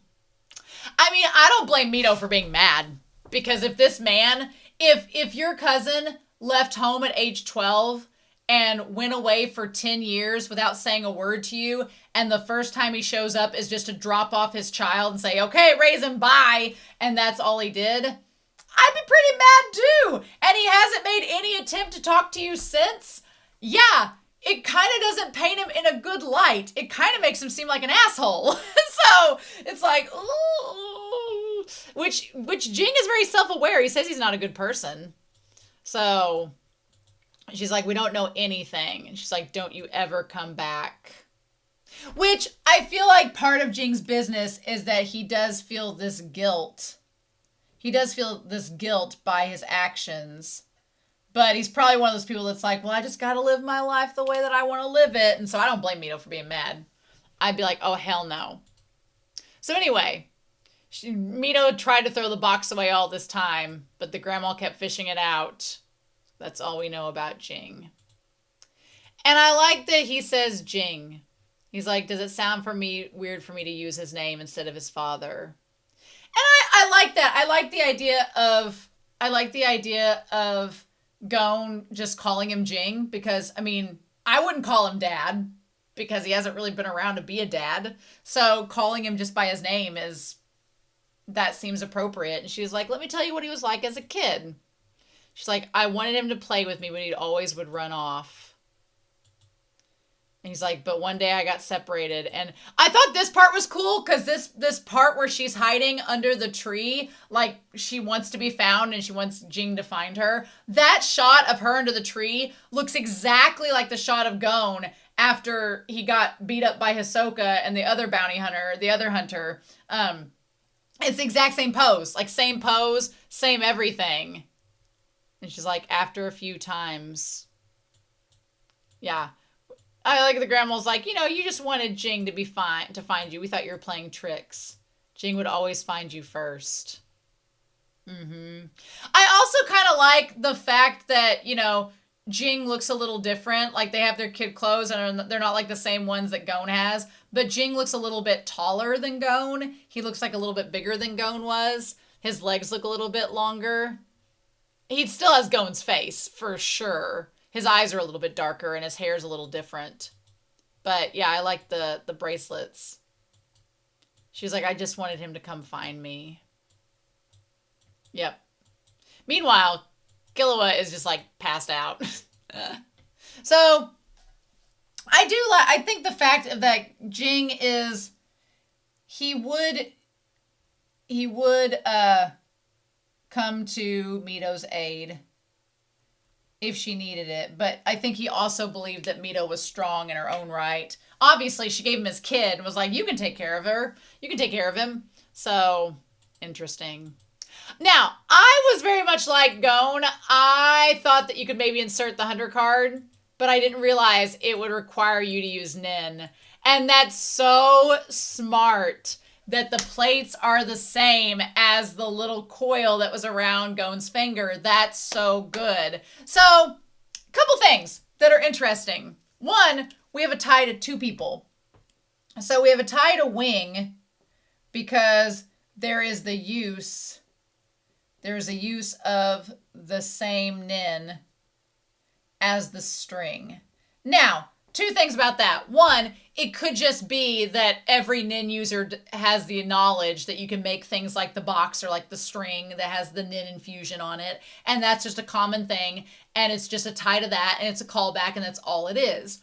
Or it could be that we know Wing's mentor is Netero. We know that Wing was trained by Netero.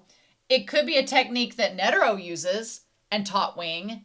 Do I think there's a possibility that Jing and Wing. Netero just picks his mentees based on their name and rhyming. Is it possible that Netero was also a mentor to Jing? Well, sure. I definitely feel as if Netero, the moment he found out who Gon was, he was like, okay. Like, I think there's a strong possibility with that. But the other thing that was interesting was the fact of the toy element. The toy element of the box, of the memory card, because we have like this box, we have the memory card, we have the ring. All of that reminds me of Hisoka. Because in a few episode sets ago, when Hisoka was talking to the seamstress member of the Phantom Troop, when he was talking to her, he was, talking about how the bungee gum is based off a childhood gum that he had. And someone in the comments had been bringing up, because Tagashi also wrote Yu Yu Hakusho, and there's a villainous character in that series that kind of has a little more ties to their childhood, like wanting orange juice instead of alcohol or something like that. Something that seems more oriented towards kids. And Hisoka naming the bungee gum after the gum that he ate, and his makeup being from the cartoon comic on the toy. Like, that kind of idea, it goes back to like a repressed childhood or like a childhood they didn't have. So I wonder with like the box and the memory card and the game and the ring, if these toy elements are all tying to the fact that Jing seems to have, like, in his mind, missed out on his childhood. We're getting psychological in here. He has repressed childhood and he's trying to go back to his kid days and figure out what he missed. Like, that's Jing in a nutshell. Because all these elements kind of have like a toy quality to him, and they were reminding me of Hisoka. Especially this, like, box here. Very Pokemon-esque. So yeah, we don't know what the ring does. The ring has these jewels and everything. We don't know what the ring does. I'm glad that Killua is very cautious, and Killua's like, let's not use that ring. It's got the same stuff in there. Like, he's like, we don't know, Gon, if you put this ring on, if it's going to forge to your finger and you can't use it unless some circumstances are met. He's like, we don't know what it can do, so let's not use it yet. And the memory card, which we'll talk about next episode, has the saved file for Greed Island on it, which we're going to talk about Greed Island. So then we hear Jing's voice for the first time. I want to know Jing's VA in Hunter x Hunter. Who is his voice actor? Who plays him? Rikiya Koyama? Rikiya Koyama, who be him? Who is he voiced? Who is he voiced that I would know of? Has he voiced any characters that... He's voiced a lot. He voiced Leomon. So he's Rengoku's father in Demon Slayer. That tracks. That makes sense. Okay. He's a character in Gachiakuta that I don't know. Oh, he's Stark. He's Stark from Bleach. Okay, that's where I was listening to that voice. I was like, why does that voice sound familiar? He's Stark. Okay. Has he voiced, he's voiced a lot of older buff men, you know? That seems to track and be on point. Oh, he was Heracles in Pluto. Okay, that's where I've also heard that voice from. Nice. He was Heracles. He has played a coach in Blue Lock. What else is he? Has he been anything else that I would know of? He's been a dad in Pokemon. Of course he has been. And then he's been like little things. He's the cat in Way of the House Husband. That's hilarious. That is hilarious. He was Senpai's cat in that series. Oh, he's Yukichi Fukuzawa in Bungo Stray Dogs.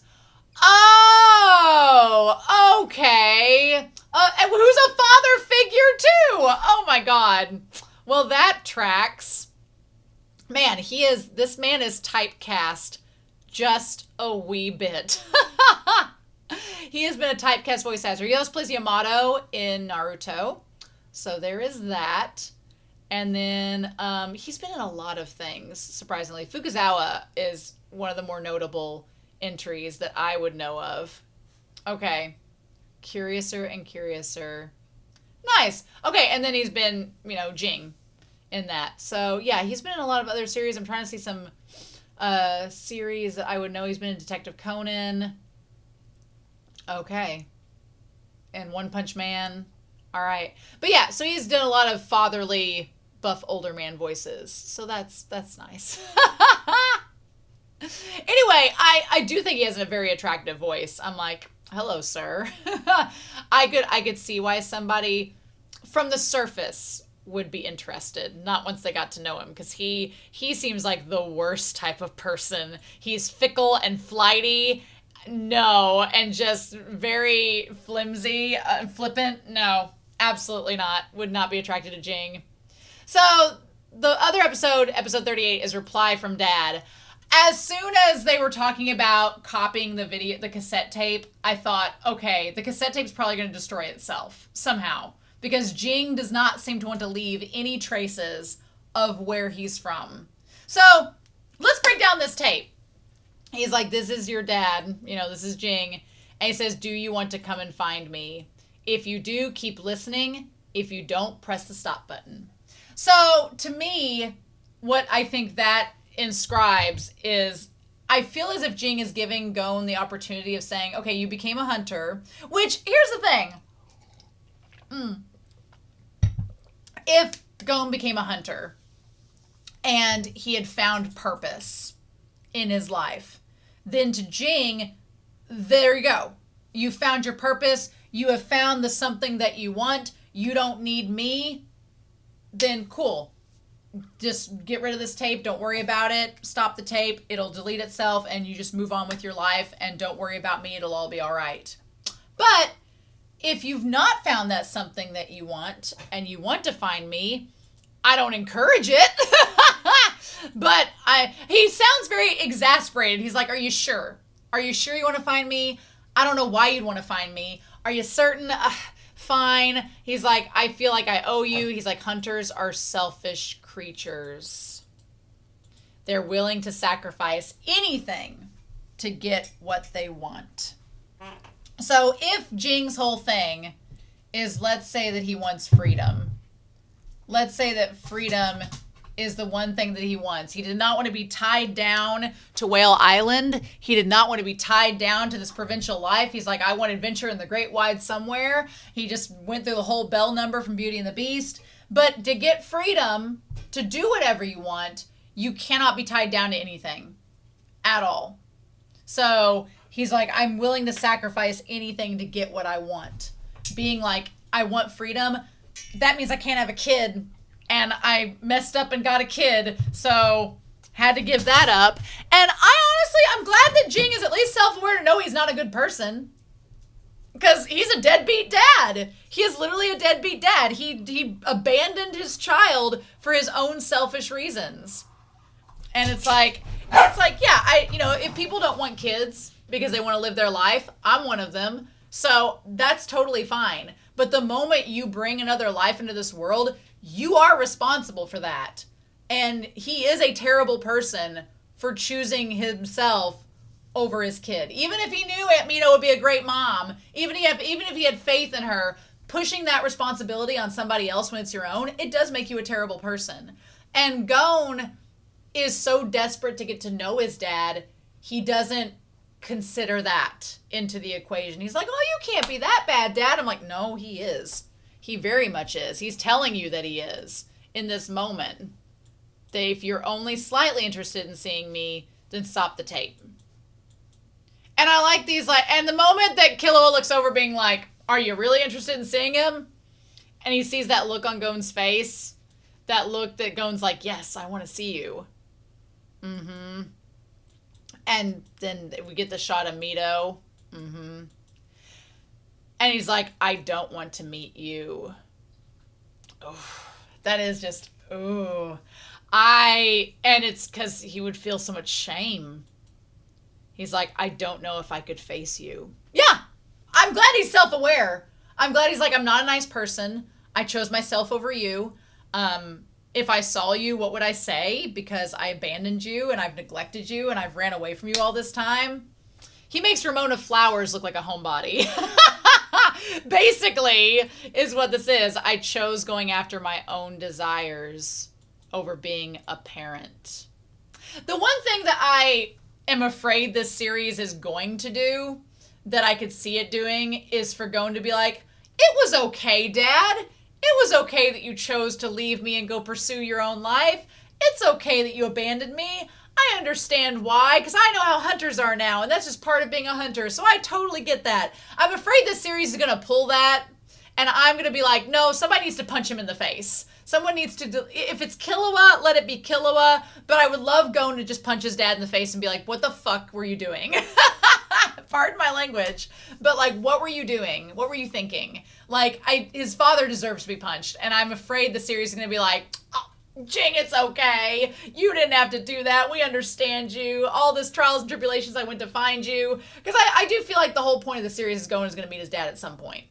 It's going to have to happen. They've set up the hero's journey. But, you know, if he just forgives his dad at the end, I'm going to be like, really? But we'll see. He's like, I'm a bad person. So, and then he's like, I'm guessing by the time you hear this, at least 10 years will pass. Well, he was giving Gon a lot of leeway. He was like, you could become a hunter by the age of 10. Wow. And then we go to this other random place, but there's one thing that will never change. I'm still me. I'm still an asshole. So yeah, basically this transient father, he's like, I'm still me. He's like, I will not change, and I am me, which, you know, is a pretty obvious statement. We are who we are, right? And then we see him like roughing it out in the wilderness with all these monsters. What's interesting is that he's kind of like Gon is kind of like found a way. In the manga, Gon was able to kind of communicate with one of the animals when he met Kite, and here we see Jing doing the same. Also, I want to make a quick note about Kite. In the anime, they conveniently had a moment where they should have mentioned Kite, but they didn't because we've not met him yet in the anime. We've met him in the manga, like in chapter 1, we met him. But there was an earlier part where Gon was like, yeah, when I found out about my dad and told Aunt Mito, here's what she told me, but she wouldn't tell me anything about him. If you're an anime-only person, you're like, well, how did you find out anything about Jing? Because he's so mysterious.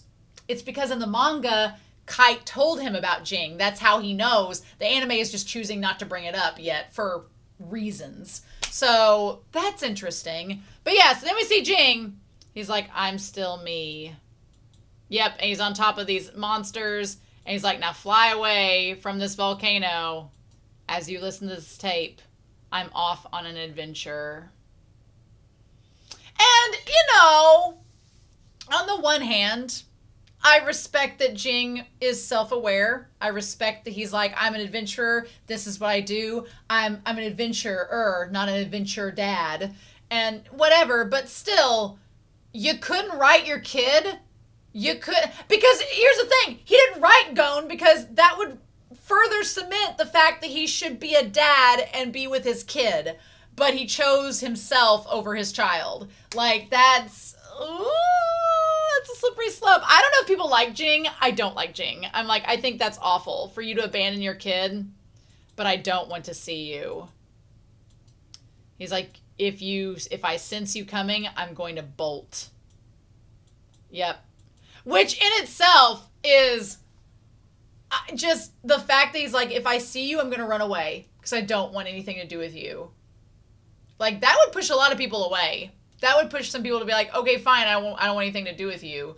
But for Gon has already, I mean, it's kind of at this point too late because Gon has already built up this desire to see his dad, and Gon is kind of like Jing. When he wants something, he wants it. And at this point, he's like, well, no, I have to see you now. Even if you don't want to see me, I need to make you see me and talk to me. And, you know, I just at least want to meet you. You know, and Jing is probably like, I don't know why you'd want to meet me, because I'm a terrible person. Which is fascinating because so many people view Jing like Satotes. Satotes views Jing as this amazing hunter and this amazing founder, and Jing seems to have a lot of self-loathing towards Gon because of what he's done. Yeah. And it makes me sad in a way because Gon is so excited. He's like, I want to meet my dad. He seems like he's living the perfect life. Like everything I'd want to do, just go out and have an adventure. But at the same time, I'm like, I don't know. That phrase, don't meet your heroes. If your dad's telling you he's a bad person, maybe you don't meet your dad. But Gon is too precious and precocious. He's like, wow, your dad's not going to be easy to track. And here's the crazy thing. So in terms of, like, differences between Jing and Killua's dad, oh gosh, the Zoldyck patriarch, like, Killua's dad is stationed at the mansion. He's an assassin, but he's stationed at the mansion. If Killua was to go back and see his dad, and Killua's dad is totally opposite of Jing. Killua's dad is like, yeah, go off and have your adventure, but you're going to come back and see me. You're going to come back and find me. I know you will. Whereas Jing is just like, stay away from me. I don't ever want to see you again. Now, maybe you could say there's a comparison in that Jing wants Gon to find him, maybe. And he's just saying that you're not going to probably be able to. Don't get your hopes up, but I would secretly like you to find me. Who knows? I don't think he does. I think he's too embarrassed and shameful and doesn't think Killua will ever see him again. And he doesn't want to be tied down. And then he says, I forgot to mention something. It's about your mom. If you want to know more, keep listening. If you're not interested, and Gon stops the tape. I mean, here's the thing. The fact that he's like, he might have left you a clue, and he's like, I doubt it. That's what my gut is telling me. He's like, Mito is my mom. Ugh. And honestly, if he said, I forgot to tell you something, and she was an afterthought to begin with, then I'm kind of with Gon. I don't think I'd want to know at that point. I think it's like, no. If he didn't have if she was an afterthought, no, Mito's the ma'am. She's the mom. And then of course the tape starts to delete itself. Yep. And the Nin making it work. So Jing came home long enough to infuse the tape player with the Nin. He came home long enough to infuse the cassette player with the Nin and to leave behind the box and to say if he ever becomes a hunter, give it to him. So around for a couple days and vamooshed. Or he found the cassette player and brought it with him and gave it to Mito along with the box when he stopped by to drop off his child. You know, it's so wild. Just left all these puzzles for Gon to try to find him. So then, you know, they're like, what do we do about this memory card? Also, the cassette tape player, the memory card for the Joy Station, which is a knockoff of a PlayStation. This is all like, I know this came out in 1999, but it dates it very well because I had a cassette player just like this. I had a PlayStation, the original PlayStation. My brother and I shared it. We had the memory cards. Like, technology was so fun back then. We had a cell phone that looked like a Nokia brick, like what Killua has. And of course, I love the fact that Killua is like, I've got money. I can go get the Joy Station. I'm loaded. I'll go get it.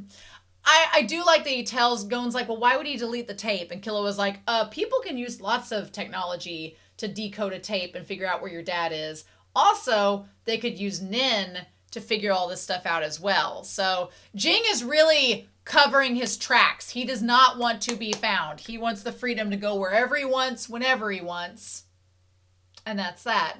Now, the question is, the hunter card that was left by Kite. We'll see about that. We'll see how that comes into play. We talked about that in the manga. But yeah, so now we have the ring and the memory card. So, and the Joy Station, he says it's 3 generations old. So, 3 generations, it's from around the time when Jing was probably, around the time Gon was born, is probably around the time that all of this was going on. So he goes to the shop, gets the Joy Station, brings it back, and they put in the memory card. And we find the game, Greed Island, and there's all of these little mystery things. There's only one game saved on it. Ooh, there's a bunch of saves on here. Interesting. And then I like that we have a laptop too. I also am glad that Killua is there because Gon's like, well, we'll just put a thing on here. And he's like, nobody uses a public computer. He's like, people could find out where this place is and attack your Aunt Mito. And he's like, oh, I hadn't thought about that. I was like, thank God Killua is here to keep Aunt Mito safe. Although, the moment they put like a Craigslist out for the game, it gets all these counterfeit hits. The continuity in this game is great. I love the fact that Killua's like, I know somebody who would know. He's like, I know somebody who would know. Let me call. The fact that he called Goto the butler.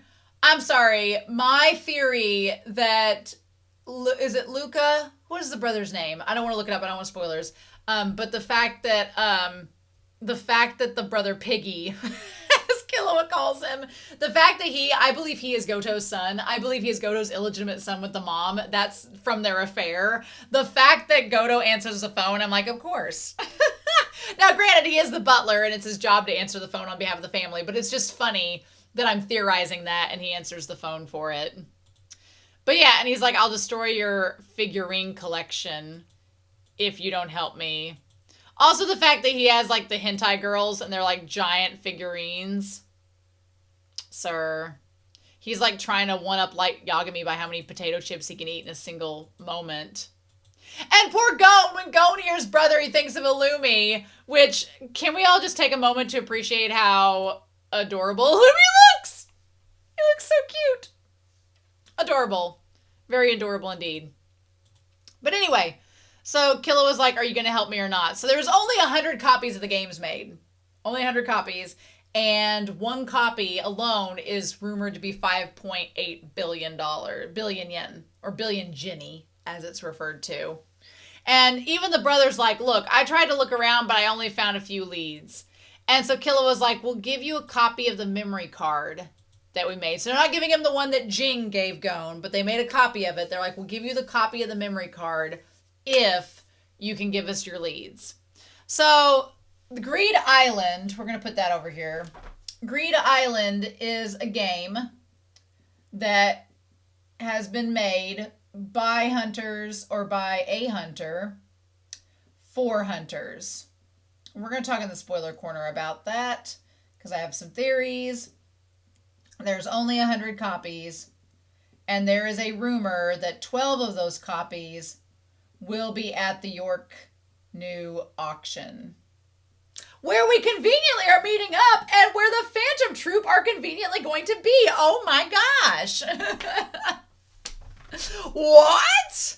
Everything's all coming together. I love that Killua says it's destiny. I'm like, yes, it does feel like destiny. He's like, I happen to get my hands on a memory card. I also like that we're establishing this like side quest with Killua's brother where he's going to try to like decode the game. I love that idea. He's like, so there's a website for hunters and there's probably info about Greed Island there. And he's like, you have to use public computers for this kind of thing. And second lead is that there's an auction, and that's where we're meeting up with Kurapika and Leorio. So yeah. And I love that they make him this big dinner, like, for their last time there, because they know that it may be a while until they see them. Meanwhile, Killua's brother is talking about, like, all the hits and stuff being put out for the game.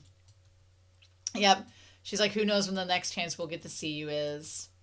I love that look from Killua. Like, you know Killua believes that Gon has it so great. He has, like, an amazing mom. Aunt Mito is the best mom. He has a grandmother. He has a safe home. It's cozy. They've taken care of him and nurtured him. Like, what more could you want? right? What more could you want? So yeah, then they're getting ready to sail out, getting ready to leave. Everybody's wishing them well. I love Mito. He's like, I'm going to find Jing, and after I've met Jing, I'm going to come back to the island. So she ain't going to see him for a while. So they are going after this man, whether he likes it or not. I kind of like that they're going after him. Good. Make Jing be accountable for his actions. Yep, to solve the riddle and meet his dad, they've got to go meet at York New City. So we got Mito. The stuff we got on... literally the stuff that we got on Jing was like nothing. I want to find that little Hunter thing.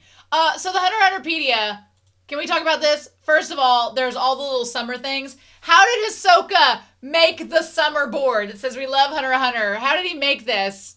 What does that say? It says ×2. Oh my god. The animation team just loves to draw him. So he's like, I became a hunter to find my dad. By the way, what does your dad want? He's like, I'm going to find my dad and ask him. That's all we get on him. That's all we get is that I'm going to find my dad and ask him what he wants.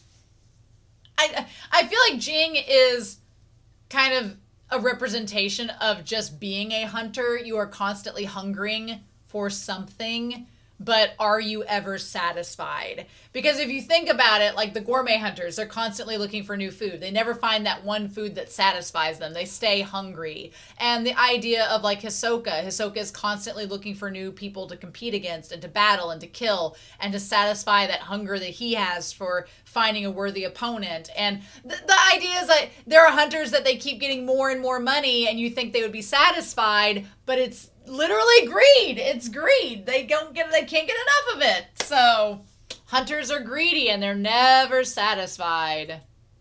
Yep. So anyway, I wanted to talk about the spoiler corner real quick with you all because I feel like that is important to talk about before we round this out. So if you're not sticking around for the spoiler corner, these episodes were a lot more amazing than I thought they were going to be. I was like, oh, it's just going to be some like filler-esque episodes maybe. Not totally filler, but not recap. But no, we got some good stuff to talk about for sure. And I want to talk about a few spoiler corner things before we go. So if you're not sticking around for that, I will be doing a manga review of the manga covering these episodes from the Heaven's Arena arc. And it will come out on my channel a few weeks before we start the new arc. That I'm about to talk about in the spoiler corner. So just stay tuned. Make sure you are subscribed to my YouTube channel so that you can get those updates whenever that is. And also check out the other series that I'm watching on my channel. You might find something to buy at the time while you're waiting for that. So, but yeah, let's talk about spoilers real quick. So people have asked, where did I get in the series before I'm completely blind?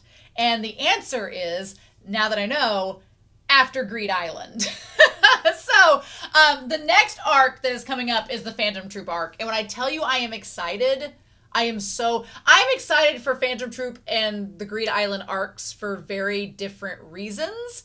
Phantom Troop is, of what I've seen, my favorite arc. I love Phantom Troop.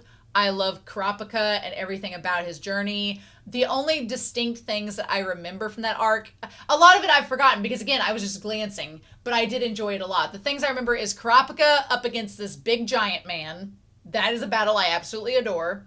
That one is really good. It'll be fun to see that again. And then Crollo gets introduced, and he is something else. And so being able to actually sit down and analyze that in detail with you all is going to be so exciting. I'm so looking forward to that. You all have no idea. So that's going to be a lot of fun. But in addition, then there's Greed Island. And I'm going to be real with you all. I'm really excited to sit down and analyze Greed Island because watching passively, I wasn't the biggest fan of Greed Island. It reminded me more of like Yu-Gi-Oh! In a way. That's all I remember. I remember looking at my brother being like, this is like Yu-Gi-Oh! And he's like, kind of. And I was like, ah. So, but I wasn't analyzing the show. So I'm excited to analyze. And plus, I do love Bisky. And I believe Bisky gets introduced in Greed Island. And I love her. So I'm excited to meet Bisky. I'm excited to be able to analyze Greed Island. And I don't remember any of the surprises or details. I think that Jing made Greed Island, but I don't remember. but Greed Island, the game, is tied to Jing in a pretty significant way, but I don't quite remember what it is. So don't tell me. Let that be a spoil. Let that be a surprise. But it's gonna happen. So we're gonna get to that. But anyway, so I'm excited down the road to see what we get with those two arcs specifically. And then after Greed Island, we met Kite, and that's where I stopped. I stopped where we met Kite in the anime, and that's about where I got to. And so it's going to be very interesting to see what happens in those arcs to come. So yes, but that's all I got for the spoiler corner. I am very, very hyped. We are going to watch a short series in between this arc and the next arc because that's what I said I was going to do, and I'm a lady of my word. But I will be reading the manga in the meantime, getting that review ready. I'm so excited, y'all. It's going to be a good time. So anyway, I hope you all have enjoyed these discussion reactions. Please like the video and comment down below and let me know what you enjoyed about them. And I'm excited. So we'll have a new series out next week. We'll actually have an extra and then a new series. And then this fall we will start the next arc. And I'm feeling it's going to be very thematic and timed appropriately. So I'm excited for that. Anyway, I hope you all have a wonderful week. Thank you for joining me. Stay safe, take care, have a great time, and I'll be back very soon with more of Hunter x Hunter. And I'll see you then. Bye.